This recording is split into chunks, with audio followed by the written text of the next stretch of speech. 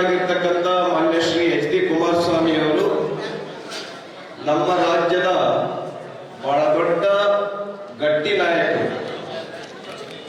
ಅವರಲ್ಲಿ ನಮ್ಮ ಸಮಾಜದ ವತಿಯಿಂದ ನಾನು ಹೆಚ್ಚು ಸಮಯ ತೆಗೆದುಕೊಳ್ಳೋದ್ರಿಲ್ಲ. ನಮ್ಮ ಉಮೇಶು ಮತ್ತೆ ನಮ್ಮ ಬೇರೆ ರಾಜು ಅವರು ಎಲ್ಲರೂ ಸೇರ್ಕೊಂಡ್ಬಿಟ್ಟು ಅಂಬಿಗರ ಚೌಡಯ್ಯ ಹೆಸರಿನಲ್ಲಿ ಒಂದು ಸೌಹಾರ್ದ ಕೋಆಪರೇಟಿವ್ ಸಹಕಾರಿ ಸಂಘವನ್ನ ನೀವು ಸ್ಥಾಪನೆ ಮಾಡಿದಿರಿ. ಇದು ಲಾಭದಾಯಕವಾಗಿ ನಡೀಬೇಕು.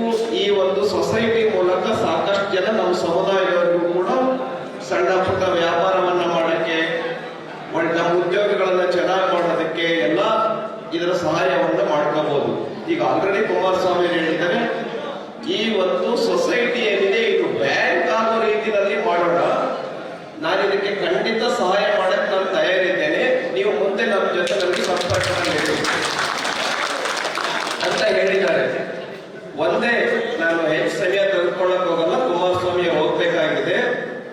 ಯಾರು ಲೋನ್ ಅಂತ ತೆಗೆದುಕೊಳ್ತೀವಿ ಅವರೆಲ್ಲರೂ ಕೂಡ ರಿಕವರಿ ಕೂಡ ಹಂಗೆ ಮಾಡಬೇಕು.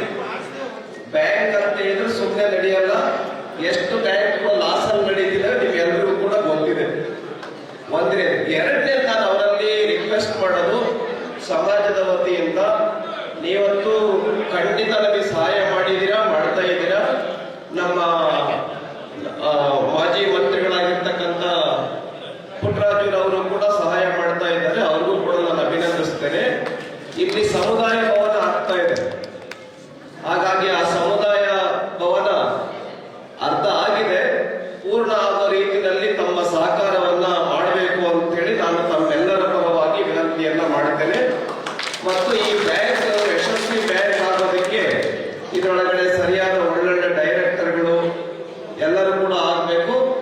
ಮತ್ತು ಈ ಒಂದು ಸೊಸೈಟಿ ಏನಿದೆ ಬ್ಯಾಂಕ್ ಆಗೋ ರೀತಿಯಲ್ಲಿ ನಾವೆಲ್ಲರೂ ಕೂಡ ಪ್ರಯತ್ನ ಮಾಡೋಣ ಅಂತ ಹೇಳ್ತಾ, ಈ ಒಂದು ಕಾರ್ಯಕ್ರಮಕ್ಕೆ ತಮ್ಮ ಬಿಡುವಿಲ್ಲದ ಕಾರ್ಯಕ್ರಮಗಳ ಮಧ್ಯದಲ್ಲೂ ಕೂಡ ಈ ಒಂದು ನಮ್ಮ ಸಮುದಾಯದ ಸಹಕಾರಿ ಸಂಘದ ಉದ್ಘಾಟನೆಗೆ ತಾವು ಬಂದಿದ್ದಕ್ಕೆ ತಮ್ಮೆಲ್ಲರ ಜೋರಾದ ಚಪ್ಪಾಳೆಯನ್ನ ಮಾಡಬೇಕು.